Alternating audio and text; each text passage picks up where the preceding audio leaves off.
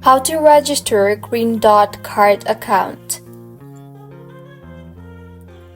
Hello everyone, I am Bishaka and welcome to our channel. I will take you through the step-by-step process on how to register Green Dot Card account. Now, let's get right into the tutorial. Green Dot Card builds simple, seamless, and secure financial tools for customers and powerful solutions that fuel engagement, trust, and value for partners. Green Dot Visa Debit Card helps you budget and manage your money anytime, anywhere you need it. So, to register Green Dot Card account, go ahead and open your preferred browser and in the search bar, search for Green Dot Card Register and tap on this particular link over here.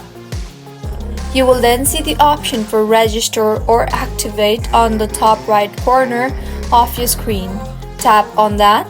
In the interface that you will then be led to, you will have to enter your 16-digit card number, your card's expiration date, and CVV.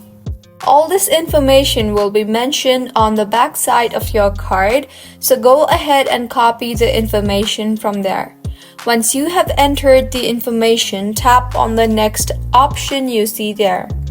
Now, if the information you entered was correct, then you will be instantly registered to Green Dot Card.